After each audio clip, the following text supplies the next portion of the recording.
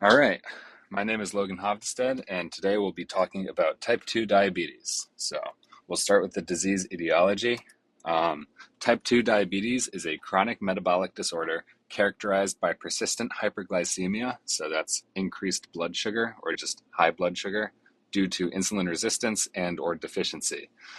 But it's very important to note that diabetes doesn't just come in one form. I mean, obviously, we're talking about type 2, but type 1 refers to an autoimmune destruction of pancreatic cells, which leads to an absolute insulin deficiency, whereas type 2 is what we're discussing today, which is persistent high blood sugar due to insulin resistance and or deficiency. And there's also gestational diabetes, which is a glucose intolerance developed by pregnant women, which is a precursor to type 2 diabetes. Speaking of precursors, elevated blood glucose levels within the 100 to 125 milligrams per deciliter range can indicate prediabetes, which directly leads to type 2 if left unchecked. So that's a very important note that type 2 is entirely preventable given lifestyle factors and factors that we'll discuss later in this presentation. But moving on to early symptoms, it's very important to note that majority of individuals present very gradually with their symptoms, and some people may be asymptomatic in the beginning. So it's important to keep in mind is that by making lifestyle changes before you even have to be concerned with type 2 or prediabetes, a lot of this can be avoided. But common symptoms include increased thirst and hunger, unintended weight loss, which seems a bit counterintuitive considering the increased hunger. But if you combine the hunger with the weight loss and then fatigue, blurred vision, and frequent infections, you may be looking at a bit of a red flag for type 2 diabetes. So, diagnosis. Once we see that red flag, what do we do? So, for diagnosis, various tests are required, which involve a typical blood draw. So you would just go to the doctor's office. They'll take a little bit of your blood, not an insane amount required for these tests, but required testing is imperative because on any given day, your blood glucose, if you're non-diabetic or not within the pre-diabetic range, your blood glucose it spikes and it dips. It's very volatile. So it's important to test repeatedly and see if these elevated levels are more of a consistent trend. Then you might be considered diabetic. So diagnosis is based on fasting blood glucose greater than 125 milligrams per deciliter. And of course, there's a little leeway with these numbers, but these are most typical.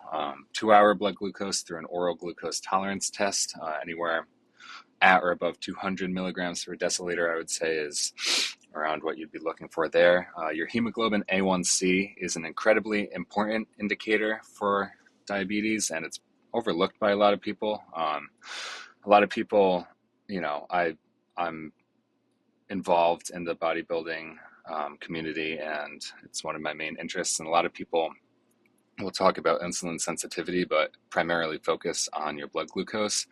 However, hemoglobin A1C levels are really important because they're directly related to insulin sensitivity. So if that combined with your blood sugar, if those numbers and those ranges are just way out of whack combined, that's a huge indicator for type 2 diabetes. And then, of course, random blood glucose tests throughout the day to see where you're at given the amount of time since you've had your last meal is super important as well. Moving on to treatments and pharmacology. So there are many treatments and developments in pharmacology that could help or aid in remission of type 2 diabetes. It is possible to backpedal and alter your lifestyle in such a way that it becomes extremely easy to manage or resolves itself. Some lifestyle alterations, which I'll get into in more detail later in this presentation, are diet, exercise, and general weight management. So I'll give you a more specific idea of what the diet and exercise side of that may look like. In terms of the pharmacology, there are a few prominent treatments. So metformin is just an oral pill that helps lower blood sugar by reducing how much sugar your liver makes and by helping your body use insulin better. So I'd say that's probably the first line of defense. There are some more um, like over-the-counter supplements like berberine also is helps your insulin sensitivity, but not to the extent that metformin does. GLP-1 agonists are becoming more and more popular in today's social sphere, like Ozempic is a GLP-1. I put a picture of retatrutide there because it's going a bit viral because it has three mechanisms of action. So in theory, it would be three times as effective. It's a GLP-1 and then it also has two other mechanisms. So in theory, it would be three times as effective as like semaglutide or something more basic like a GLP-1 at lowering blood sugar and slowing down digestion. And then if none of that helps, insulin therapy, which is just direct administration of insulin via injection, may be required. And then there's multiple forms of insulin, such as slow and fast acting. So slow and long acting, slow and fast. Effects on life. So just generally, anyone with type 2 diabetes may experience effects on their life, but particularly older adults are affected by functional limitations such as mobility, dressing themselves, proper hygiene like showering, and meal preparation, which can, kind of create a snowball effect where if you're not getting the proper nutrients in your body, your life is going to be further complicated and functionally limited.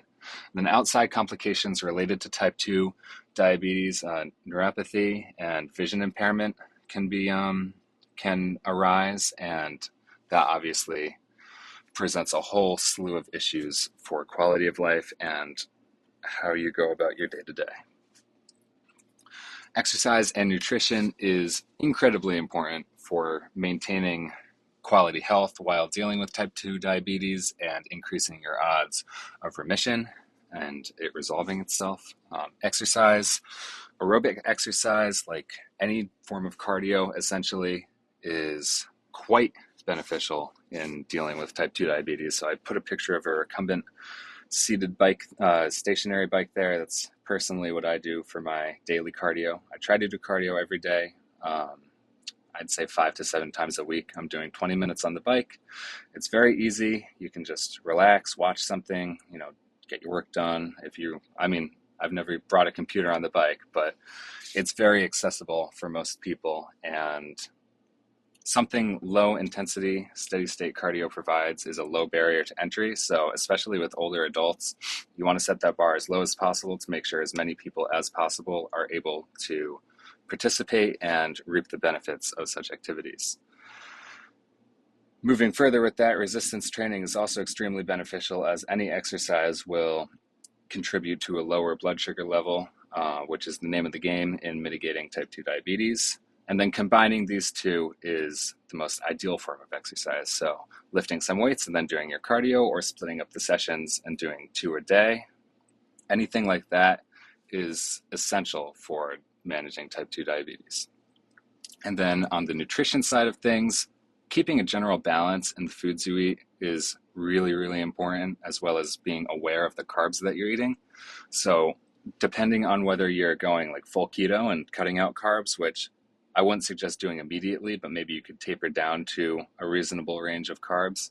But just being aware of the certain types of carbs you're eating is really important. So if you're eating faster, like higher glycemic index carbs, like white rice or simple sugars, stuff like that is going to lead to a more severe and sudden spike in your blood sugar, whereas more complex carbs like oats and grains and brown rice, stuff like that, takes a bit longer to digest and promotes a slower release of blood sugar, and your insulin response won't be as significant necessarily.